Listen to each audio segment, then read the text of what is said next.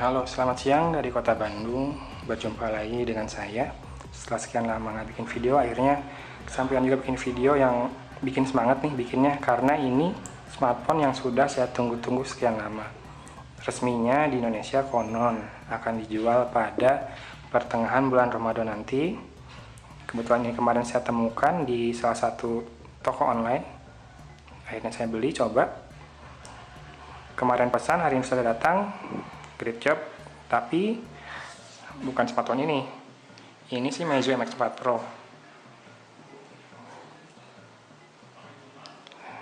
Yang saya beli adalah Meizu M3 Note. Yang saya beli warnanya putih, belakangnya silver, karena memang baru itu yang tersedia.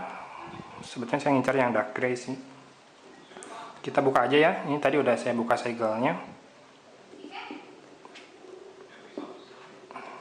Tadinya saya pikir ini garansi dari tokonya saja, BM lah gitu. Si seller beli sendiri di Cina terus dibawa masuk sini. Tapi ternyata sudah ada kartu garansi dari Imotech. Saya lupa terakhir kali dapat barang garansi Imotech itu kapan. Tapi paling enggak ya, kalau ada apa-apa bisa komplain ke sana. Isi box ada buku manual, bahasa Cina semua, tulisan kanji Jepang apa Cina ya? Ya nggak pernah sama. Kemudian ada SIM card ejector. Jadi SIM card dan micro SD-nya ada di slot yang harus dikeluarkan.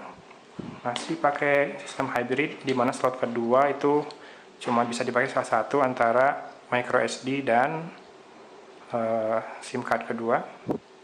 Kecuali kalau mau SIM card keduanya dilepas plastiknya terus dipasang ke micro SD-nya, yang mana beresiko. Kemudian ini ada kabel data, ditempelin stiker Imotech juga nih. Berarti si distributor udah sempat membuka. Oh ya sih, tadi juga kartu garansinya ada di dalam ya. Biasanya Meizu tuh kartu garansinya ada di luar. Nah kemudian ini kepala charger masih dengan colokan yang gepeng. Sayang sekali stiker garansinya menutup keterangan tentang outputnya.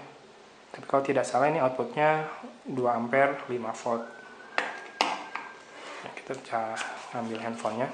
Semoga ini ada baterainya ya, jadi kita bisa coba dulu beberapa saat sambil kita bahas desainnya.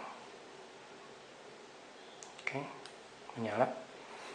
Desainnya sendiri menurut saya mirip dengan beberapa smartphone yang juga rilis di Indonesia. Kalau dari sisi depan, selain iPhone juga mirip Oppo F1 Plus ya. Ukurannya pun sama, 5,5 inci. Prosesornya pun sama, cuma harganya yang beda. Saya belum tahu nih harga resminya di Indonesia nanti berapa. Layarnya 5,5 inci Full HD. Ya, kalau Meizu MX4 Pro tuh kan udah Quad HD. Kerasa banget waktu play video tuh, terus kita geser ke menit tertentu, itu prosesnya lebih lama dibanding di handphone yang Full HD doang. Nah, di sisi kanan terdapat tombol power dan volume rocker. Ini cantik cara dia menempatkannya, dikasih list chrome. Ya, bahan belakangnya ini semuanya metal ya. Kemudian ada stripnya, ini yang bikin beda dari beberapa smartphone lain. Kemudian ini ada kamera 13 megapiksel, dual LED flash.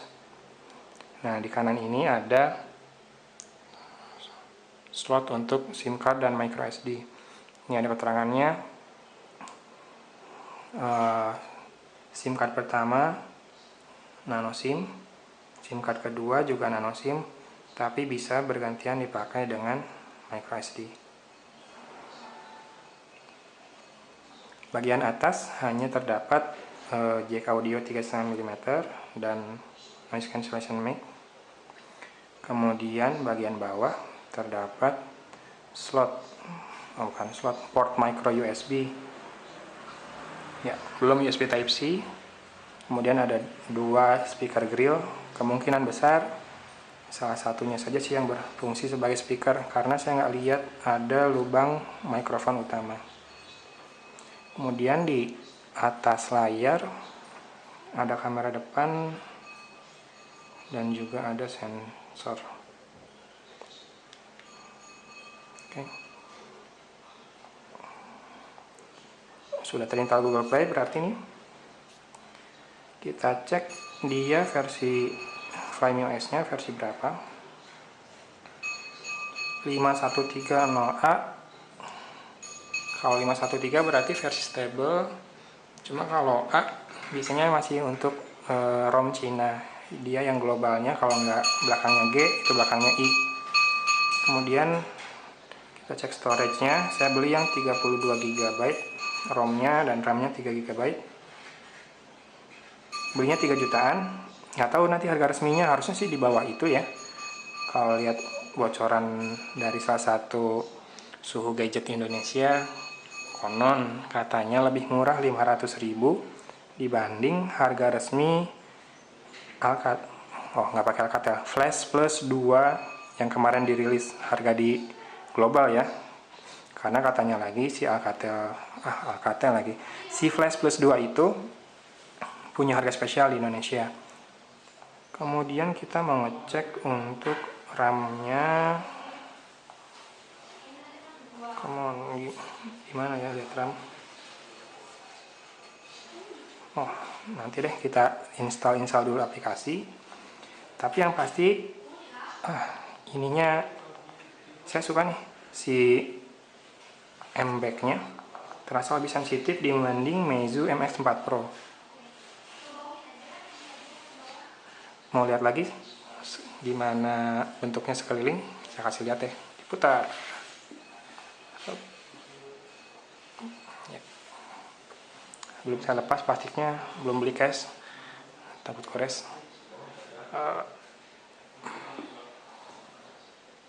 Oh iya, saya cek satu dulu deh. Kamera manual modenya. Ya ada, sip.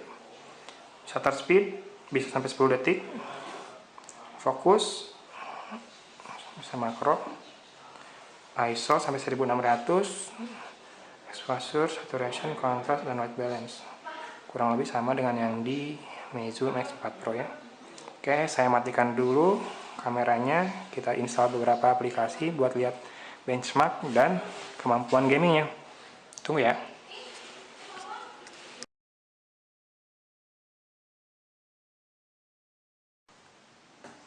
Oke, siap. Tadi udah saya install beberapa aplikasi. Kayaknya plastiknya kita lepas deh biar dapat feels yang sesungguhnya. Kualitas layarnya kinclong habis. Kemudian juga belakangnya, tadi saya pegangnya nyaman banget, walaupun ini metal, mungkin gara-gara pakai plastik di belakangnya kali ya. Makanya kita lepas dulu nih buat ngerasain feels yang sesungguhnya dari metal yang ada di Meizu M3 Note.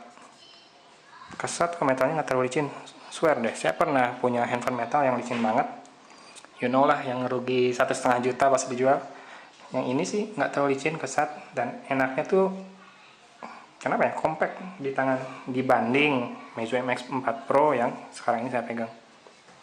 Nah, tadi saya udah set fingerprintnya juga, kita coba lihat unlocknya seberapa cepat.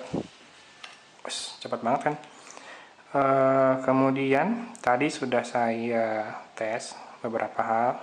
Pertama, sensornya minus temperatur dan pressure sensor. Jadi ada magnetik buat kompas, ada giroskop kalau mau pakai VR. Udah lumayan ya. Standar tapi bisa dibilang lengkap juga. Kemudian di sini kita bisa lihat prosesornya yang digunakan adalah MediaTek Helio P10 alias MT6755, octa-core dengan kecepatan tiap core-nya 1,8 GHz alias 1807 MHz. Sudah menggunakan apa ya, kalau 28 nanometer itu ukuran arsitekturnya apa? Fabrikasi, sorry. 28 nanometer biasanya lebih kecil, lebih efisien daya yang digunakan. Kalau kita lihat nih dari ke 8 clock ini barusan yang aktif cuma satu, loh, lihat satu. Ketika saya scroll ada 4. Kemungkinan ini prosesornya berarti menganut prinsip big little, antara 4 core yang aktif ketika sedang menjalankan tugas yang berat, atau 4 core yang biasanya clocknya lebih rendah ketika tugas yang dijalankan lebih ringan. Kemudian RAM, iklan lagi.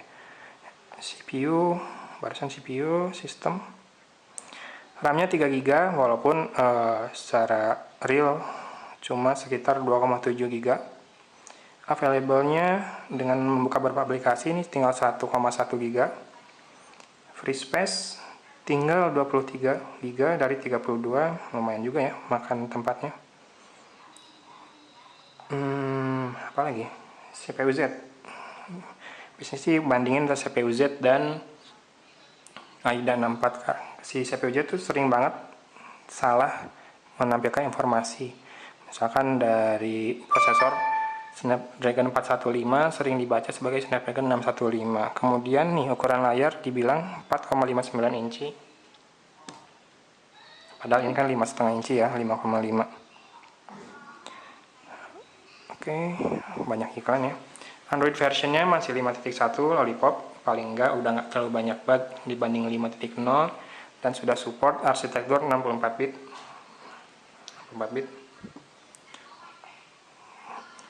Bateri 4100 ya ini ya. Coba saya cek di kemasan.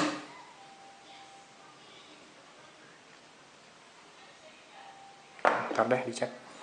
Apalagi ya, pasti yang ditunggu berikutnya adalah Antutu. Hasil Antutu benchmarknya 44 ribuan. Tadi saya pakai performa mode bukan balance mode, jadi kalau pakai balance mode pasti skornya lebih rendah. Cuma mungkin tadi agak terganggu sedikit dengan proses instalasi aplikasi di belakang. Sekarang pun saya lagi download game Hitman buat ngecek performanya. Oke, sekarang bahas dulu soal UI-nya. Ini udah Flyme OS 5.1. Ini sudah ada beberapa perubahan dibanding Flyme OS 4. Antara lain kalau ngetik, kalau dulu kan kalau pakai SwiftKey itu di Meizu M2 Note dengan Flyme OS 4.5, kalau mau select atau mau pindah kursor tuh harus tekan spasi dulu, kalau enggak dia nggak bisa. Nah di Flyme OS 5 ini udah nggak masalah. Kemudian juga tampilannya lebih flat, icon-iconnya saya suka. Kemudian yang paling saya suka juga adalah di notification bar-nya ini ada toggle-toggle yang langsung nih, termasuk di data ini kalau kita udah pakai SIM card tuh bisa pilih langsung mau 4G, 3G, 2G only, nggak harus masuk ke setting-setting lagi kayak di smartphone merek lain yang pakai Android. Kemudian juga si Flyme OS ini customisasi tampilannya menurut saya esensial, nggak terlalu banyak ini itu, tapi lebih dikejar fungsinya. Kalau ada OS favorit saya setelah CyanogenMod, mungkin Flyme OS ini bisa jadi urutan kedua dibanding OS custom lainnya ya. Kalau banding ColorOS, ColorOS mirip-mirip CyanogenMod, sejajarin deh sama CyanogenMod. Oke, lanjut ke gamenya nih, tinggal dikit lagi. Dong, mau nyoba game. Dikit lagi selesai instalasinya. Tadi juga udah 340 MB, saya ulangi dari awal. Semoga kali ini selesai sampai selesai. Ayo. Sambil tunggu, mau bahas apa lagi? Kamera ya. Kita coba autofocusnya.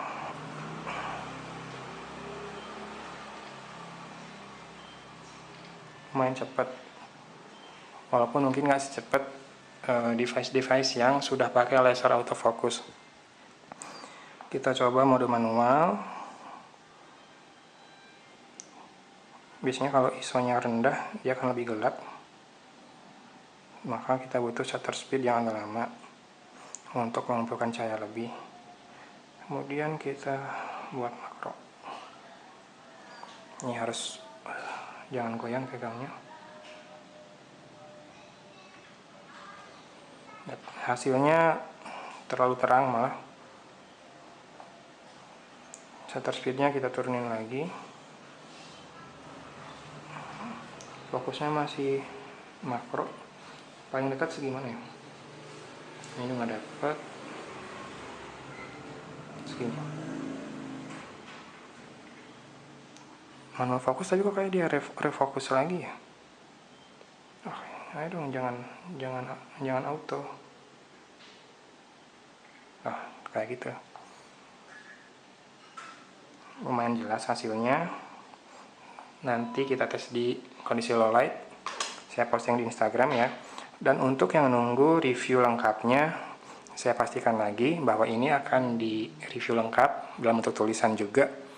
Saya jarang bikin review lengkap di video, kecuali kalau disuruh ya. Nah, ini gamenya udah keinstall, kita coba buka, kita main sebentar ya. Cuma buat ngecek kemampuan gamingnya. Soalnya baru tadi pagi ada yang nge-retweet bukan status tweetnya Gizmo Cina, katanya untuk game berat dia patah-patah. Change quality setting.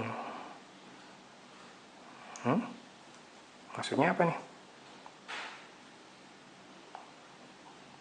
Coba kita lihat di baterai, modenya balance. Kita masuk ke performance dulu, lalu jalanin lagi gamesnya. Feelsnya di tangan, saya ulangi lagi ke bagian awal, berarti ini lembut banget bagian depannya. Saya belum pernah megang iPhone 6 dan 6s sih, cuma kayaknya ini ngikutin juga desainnya iPhone. Udah ada lengkungannya tapi tidak terlalu melengkung nih. Kalau saya lihat review luaran dibilang ini udah 2,5D. Saya pernah lihat yang lebih melengkung sih dibanding ini. Kelemahannya kalau pakai kaca melengkung 2,5D arch-nya itu, kalau pasang tempered glass-nya nggak bisa sampai pinggir banget. Jadi tempered glass-nya itu cuma nutupin layar, di atas layar dan di bawah layar nggak ada lagi. Oke, suaranya udah mulai ketutup sama suara game. Installing dulu. Kayaknya jadinya videonya lama banget, sorry ya. Kalau mau di skip aja, nanti beberapa saat lagi pasti udah masuk ke gamenya. Saya kebetulan nggak terlalu rajin ngedit video, jadi ya seadanya. Okay.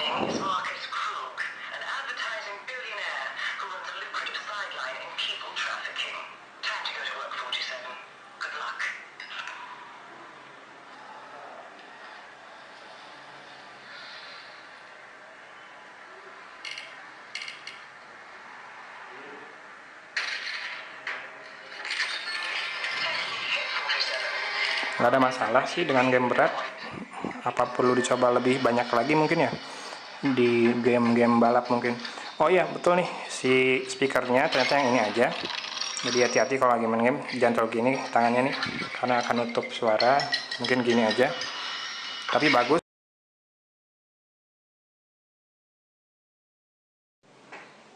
Oke, sekarang saatnya bikin kesimpulan. Ini saya beli 3 juta rupiah di Doki Store di Tokopedia. 3 juta kurang 1.000 rupiah sih tepatnya. Untuk harga segitu menurut saya worth it. Dapat device dengan baterai 4100 mAh, 5,5 inci Full HD, MediaTek 10 terbaru yang konon lebih tahan lama, lebih hemat penggunaan baterainya. Sudah fingerprint scanner juga dan kencang. Tadi kita coba untuk bermain game sniper juga mampu. Tapi yang paling penting yang bikin saya suka dengan handphone ini. Desainnya secara iPhone nggak kebeli, naksir Oppo F1 Plus juga kayaknya kemahalan. Nah, ini datang dengan harga segitu, dengan spesifikasi nggak terlalu jauh dari Oppo F1 Plus. Mungkin hanya kurang di RAM-nya aja ya. Kalau ini 3 GB, si F1 Plus itu 4 GB. Sama ini nggak pernah dipegang sama Isyana Sarasvati sih. Isyana pakai iPhone ya. Bahan metalnya nggak terlalu licin, sedikit lebih kesat dibanding smartphone metal lain yang pernah saya pegang. Juga desainnya cantik, tidak terlalu tipis tapi juga nggak tebal. Layarnya saya suka, kinclong, mengkilap banget, dan Full HD itu udah cukup sih menurut saya. Oke, kemudian ada iklan sedikit nih buat teman-teman yang berkenan, boleh masuk ke Play Store, kemudian ketikkan Paybill. Nanti di urutan pertama akan ada aplikasi dari Paybill Indonesia. Itu tempat saya bekerja sekarang. Boleh diinstal dan dicoba. Untuk cek tagihan sudah bisa, bayar tagihan langsung juga sudah bisa, beli pulsa bisa juga. Kemudian kalau suka silakan dikasih rate.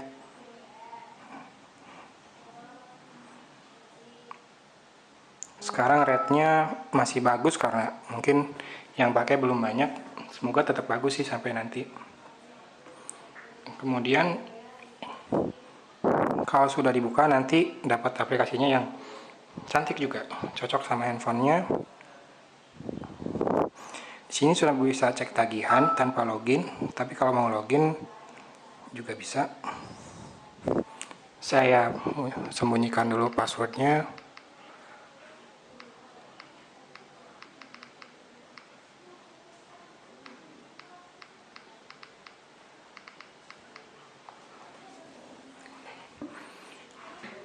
Di awal ada beberapa data yang di-download sehingga nanti aplikasinya bisa berjalan offline.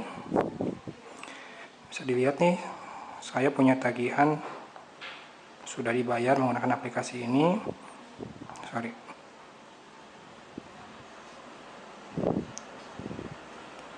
Enaknya menggunakan Paybill apa? Biasanya kita punya banyak tagihan, kita masuk ke menu di internet banking atau kita pergi ke ATM untuk bayar. Satu tagihan itu kita masuk satu menu, terus kita selesaikan pembayarannya. Kemudian masuk menu pembayaran tagihan lain, kemudian kita selesaikan. Coba bayangkan kalau punya 5 tagihan, melakukan 5 kali hal tersebut, beruntun. Nah, kalau di Paybill, inputnya cuma 1 kali. Nanti tiap bulan tagihannya, kalau misalkan sudah dapat data tagihan baru, otomatis berubah mengikuti yang terbaru. Tinggal masukkan ke chart. Ini nggak bisa dimasukin ke chart karena udah dibayar. Nah, misalkan kita punya 5 tagihan, kita masukkan ke chartnya 5-5-nya, dan nanti pembayarannya cukup 1 kali. Nah, dengan pembayaran cukup 1 kali ini, pertama lebih simple, lebih hemat waktu, dan ketiga juga bisa lebih hemat biaya administrasi. Bahkan kalau misalkan tagihannya makin banyak, bisa sampai biaya administrasinya kita talangi nih sampai 0. Oke, jadi bantu saya sedikit ya. Install aplikasi Paybill di Play Store, lalu kasih rate, terserah rate-nya sesuai pilihan sendiri. Semua yang sudah mau membantu, saya ucapkan terima kasih banyak. Semoga banyak rezekinya dan berkah. Kemudian saatnya saya mengakhiri video ini. Mohon di-share, di-like, di-dislike juga boleh, komen, atau apapun. Mari kita berinteraksi di video ini. Oke, saya signing out. Lanjut kerja lagi nih. Kebetulan ini istirahat jam makan siang. Nanti sambil signing out, Anda bisa lihat beberapa foto penampakan dari Meizu M3 Note ini menggunakan kamera ini, dan juga mungkin ada beberapa hasil foto dari kamera Meizu M3 Note. Oke, terima kasih. Maaf sekali lagi videonya panjang banget. Ya, Wilujeng Siang. Assalamualaikum warahmatullahi wabarakatuh.